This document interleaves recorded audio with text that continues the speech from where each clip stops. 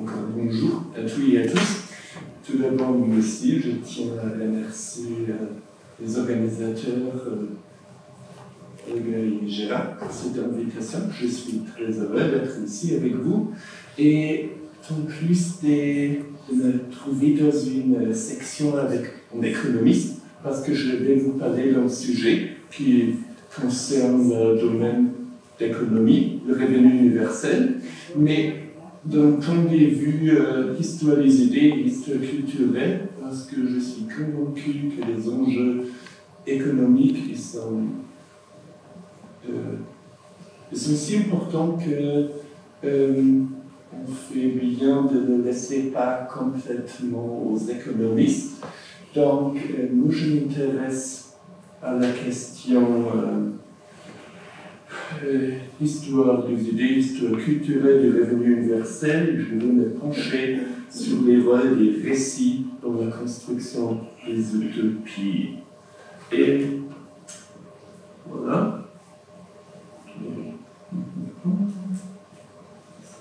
Pour ce faire, je commencerai, première partie de cet exposé, par rappeler brièvement des utopies classiques, la République de Platon et l'Utopie. On a déjà parlé à plusieurs reprises de ces textes de Thomas More.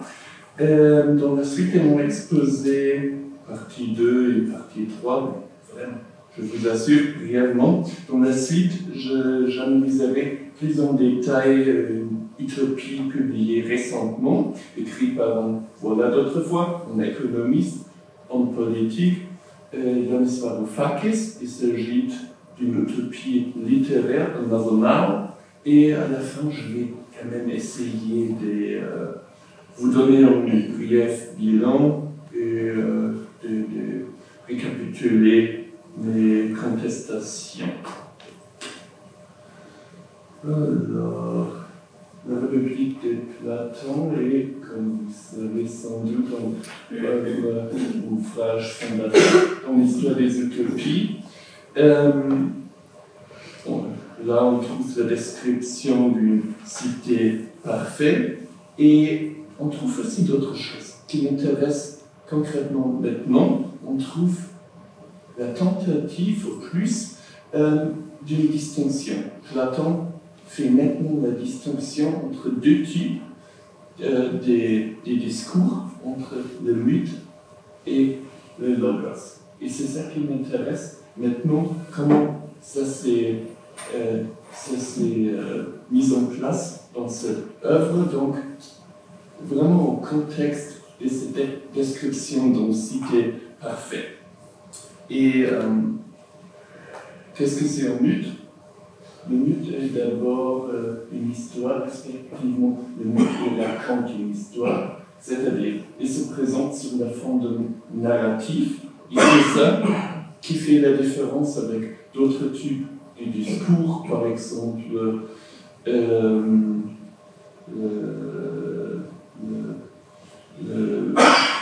thème qui relève d'un concept plus abstrait et qui est dominé par une argumentation cohérente du logos. Le mythe, en revanche, il fait moins appel à la raison qu'à la foi. On peut dire aussi que le mythe présente d'autres formes des variétés, d'autres formes de variétés, et il remplace le discours rationnel, et c'est aussi ça qui le rend dangereux, au moins pour Platon. Je vois Enrico pense à la même chose que cette remarque célèbre qu'il faut chasser les poètes de la cité parce que sinon ils vont raconter des mensonges, n'importe quoi, et déranger l'ordre dans cette cité État imaginé. On voit déjà avec cette distinction entre mythe et logos, on est confronté avec la question ou les liens complexes. Qu'est-ce que c'est la vérité? Qu'est-ce qu'on trouve comme fondé? vérités différentes. Alors une question complexe et dans ce contexte, je veux rappeler le bon mot de Jacob Taubes, le philosophe de la religion juive qui a trouvé l'expression concernant le mythe. Il nous a donné une définition qui me semble très juste. Le mythe est une histoire qui ne s'est jamais produite, mais qui n'est pas moins vraie pour autant. Donc, je continue avec Thomas More, qui s'est beaucoup inspiré de la République de Platon. Il s'est inspiré pour son propre œuvre, un roman utopique, intitulé Utopia, publié en 1516, comme vous avez déjà remarqué il y a une heure. Et ce qui m'intéresse maintenant, c'est qu'il s'agit du premier texte, bon, je reste modeste, dans le premier texte dans lequel on trouve l'idée d'un revenu des bases universelles. On la trouve dans quelle façon? C'est au début, premier livre, dans les discours sur la meilleure constitution de l'État. Qu'est-ce que se passe là? Il y a un personnage, Raphaël, grand voyageur, il a parcouru le monde, il a vu aussi Utopia, et maintenant il raconte une proposition qu'il a faite à l'égard du archevêque de Canterbury, donc en politique, avec une fonction que l'auteur Thomas More a exercée soi-même, et cette proposition provocante de Raphaël est de proposer une alternative à la peine des morts pour les voleurs. Il dit que c'est quand même dommage que les gens, pour des raisons pauvres, rentrent dans les logiques du crime. Il sera beaucoup plus pratique et aussi plus juste, au lieu d'une peine des morts, d'avoir un revenu des bases universelles qui donne des sécurités et qui ne soit avec la conséquence que les personnes ne soient pas obligées de voler et de mourir ensuite parce qu'ils sont déjà sécurisés, ils sont plus besoin de voler. C'est ça l'idée qui provoque une discussion vive après. Donc on a d'autres formes du discours. Après le discours avec des parties narratives, on a des dialogues maintenant dans cette œuvre. Et là, c'est une question qui m'intéresse, la poétologie, la texture, comment c'est mis en place. Je vais revenir tout de suite à cette question. Et aussi dans le bilan, parce que maintenant, j'ai choisi à titre d'exemplaire une utopie récemment publiée, Mazanao de Yanis Varoufakis. Ce texte a été publié en 2021. Il y a d'autres textes, je dis tout de suite, dans lesquels on trouve aussi l'idée d'un revenu des bases universelles, des textes qui appartiennent au même genre littéraire. Et c'est la question, au moins pour moi, de les identifier et analyser. Donc, si vous avez des remarques, des propositions, des indications, ça m'intéresse de formation. Je suis sciences de la littérature, littéraire, histoire des idées, histoire culturelle. Donc, j'essaie à mettre en avance d'utiliser ces outils et voir si cette idée d'une revenu des bases universelles, si ça joue un rôle central. Il me semble que oui, par exemple dans ces textes, ici, ça se trouve plutôt dans la périphérie des exemples que moi j'ai déjà trouvés. Qu'est-ce qui se passe qu'est-ce qui se passe dans cette utopie et qu'est-ce que c'est le contexte. Je commence un peu avec le contexte. Nous savons que le personnage est sans doute connu, même célèbre, il s'est rendu célèbre comme ministre des Finances grec, qui a donné une critique féroce, c'était en 2015, critique féroce des plans des sauvetages d'Athènes. Varoufakis, il est économiste en politique et écrivain grec, et si quelqu'un s'intéresse à la question des désobéissances, lui, en 2018, il a créé un parti qui s'appelle Front des désobéissances réalistes européens. Et pour moi, la question, si vous avez quelques remarques, allez-y, la question, pourquoi et comment quelqu'un, un économiste, un homme politique, il se penche dans la littérature, pourquoi il écrit des textes littéraires, pourquoi il se sert de la littérature fictive pour écrire un revenu des bases universelles. Pour donner quelques informations sur ce texte.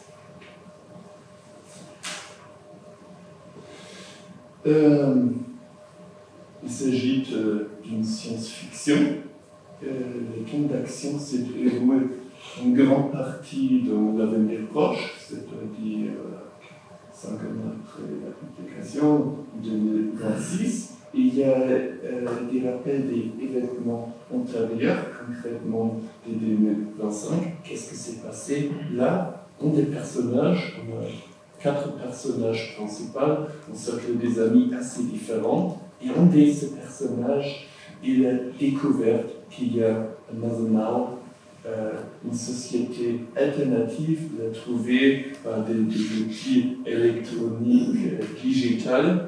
Là aussi, on vient avec, j'ai entendu il y a quelques minutes, qu'il y a cette société dans laquelle chacun a un double avatar. Et il rentre en contact avec son double et son fond. Mais comment cette autre société utopique, voilà, il construit. Ça s'est passé en 2025. Il y a aussi des rappels des événements de 2008, le crash boursier. Et les 3 années suivantes, jusqu'en 2011, ils sont considérés comme les 3 années qui ont changé le monde. Et ça se trouve dans un chapitre qui s'appelle How Capitalism Died. Voilà, là on trouve peut-être pas une réponse, mais une piste. Dans quelle mesure c'est possible d'imaginer la fin qu'on a remarqué aujourd'hui, la fin du capitalisme? Est-ce que c'est vraiment plus difficile que d'imaginer la fin du monde? Si on se place dans d'autres mondes, dans une utopie littéraire, ça devient possible. Les lieux des actions, donc je vais appeler ça notre monde, parce qu'elle ressemble à notre monde, le monde dans lequel ces 4 personnages vivent, c'est la Grèce, l'Angleterre et les États-Unis. Et il y a ce monde parallèle. Concernant la Grèce, on voit des parallèles autobiographiques avec l'auteur, avec Varoufakis.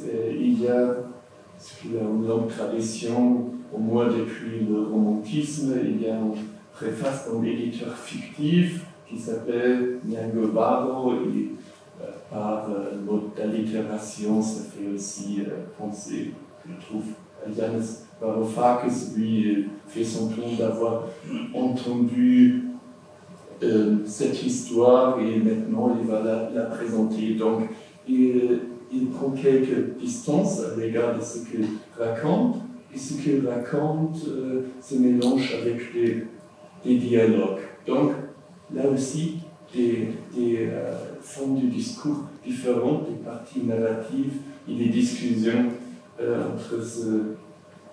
parmi les amis, les 4 personnages principaux. Je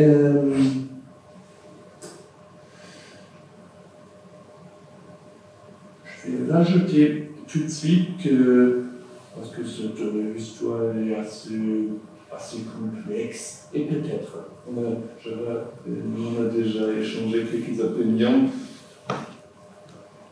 c'est lié au statut d'auteur Varoufakis que c'est intéressant. Bon, peut-être on peut trouver ça intéressant de toute façon, mais comme il s'agit d'un homme politique, économiste célèbre, ça a d'autres statuts. Donc ça joue un rôle et peut-être ça vous aide pour évaluer un peu ce qui se passe et savoir que l'utopie elle change, elle prend des traits dystopiques. Il y a des mouvements, des protestations, il y a une révolution pacifique au début, mais après des enjeux du pouvoir, visibilité, transparence. Et ce qu'on trouve là, ça me rappelle des George Orwell et d'autres classiques de ce genre dystopique. Bon, maintenant, l'idée du revenu universel dans Eisenhower, elle est explicitement mentionnée à plusieurs reprises, concrètement à trois endroits différents de ce roman, chapitres 3, 5 et 7, et je vais me pencher aussi à titre d'exemple au chapitre 3. Et j'ai l'impression, vu quelques arguments, que l'idée du revenu universel ne fait pas seulement partie, sinon que ça présente une partie intégrante de la société utopique décrite là. Alors, qu'est-ce qui se passe là? On apprend que dans cet autre monde règne le corpus syndicalisme, qu'il y a une obtention d'une dividende qui est un droit universel au produit du capital de la société, qu'une somme est versée chaque mois à chacun et chacune, et que cette somme, elle peut que ça permet à se libérer de la peur de la misère. On a déjà vu chez Thomas More, comme on le trouve aussi dans les discussions actuelles autour du revenu universel. Et aussi, elle peut permettre des exercices des métiers non lucratifs. Par exemple, il s'est clairement évoqué comme ça dans le texte des métiers prendre soin de quelqu'un. Bon, ce qu'on appelle care. Aussi,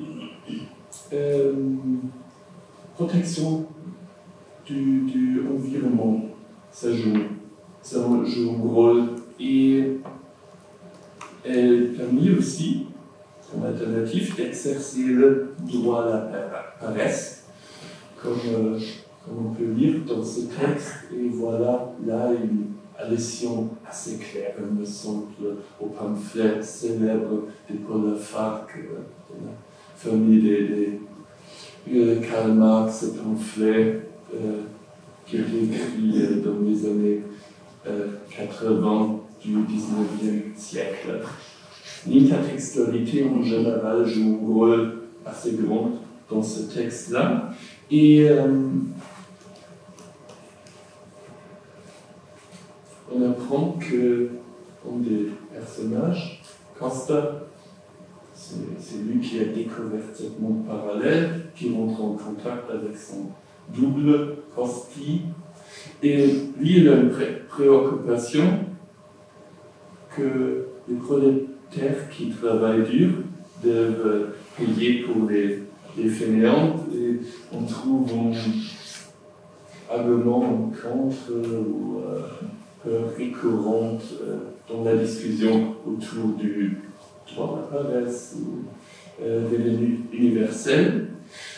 Ce personnage, il est de façon explicite consciente qu'il existe différents concepts de revenu des bases universelles, déjà dans les années 70 et 80, et maintenant il y a cette communication avec son double dans le monde parallèle et voit, et là, c'est d'autres choses. Et ces hésitations, ces préoccupations se perdent en apprenant plus sur cette société utopique et la façon comme le revenu est distribué. J'imagine que j'entendrai terminer bientôt. C'est ça, Gérard? Ok, donc. Une définition du revenu universel, on n'a pas besoin de ça. Vous connaissez la citation célèbre, l'utopie qu'on trouve dans la Deutsche Ethologie. Pourquoi je mets ça? Je suis déjà dans le bilan maintenant, parce que on apprend, lisant ce texte, que le concept du travail est relatif et il est fabriqué de façon historique. Et qu'il y a, bien sûr, il y a une conception dominante, qu'il y a un certain travail rémunéré, quelque chose comme 6 à 30 ans, et qui ne permet pas de changer des métiers comme c'est déjà prévu dans l'utopie de Marx et Engels, être pêcheur, chasseur et critique à la fois. Pour résumer, encore un peu plus, prenons en compte les exemples évoqués, les classiques, les exemples récents, il me semble que l'idée d'un revenu universel se trouve dans chacun de ces textes, que ça joue un rôle assez important, même clé, que ça a la fonction d'illustrer et concrétiser les sociétés utopiques dans lesquelles ça donne des sécurités, des libertés pour les habitants, et que, d'un point de vue littéraire, poétologique, c'est traité de façon différente dans des parties narratives et des dialogues, et que ça a des conséquences pour l'argumentation, qu'il y a des points de vue qui sont liés au personnage, donc plus spécifiques, et d'autres qui sont liés au point de vue du narrateur, qui sont plus généralisés. Et ça, c'est une façon, il me semble, pour introduire une idée et donner un certain reflet du processus comme une opinion se construit, comme on discute, ça aussi, les préoccupations, et comme peut-être quelqu'un comme le personnage nommé se rendit compte des avantages et il est de plus en plus convaincu de ça. Et je m'arrête là en disant que c'était aussi évoqué par des théoréticiens dans le contexte des Real Utopia, et que voilà, je suis curieux des remarques de votre part. Olga et de la discussion. Merci pour votre attention.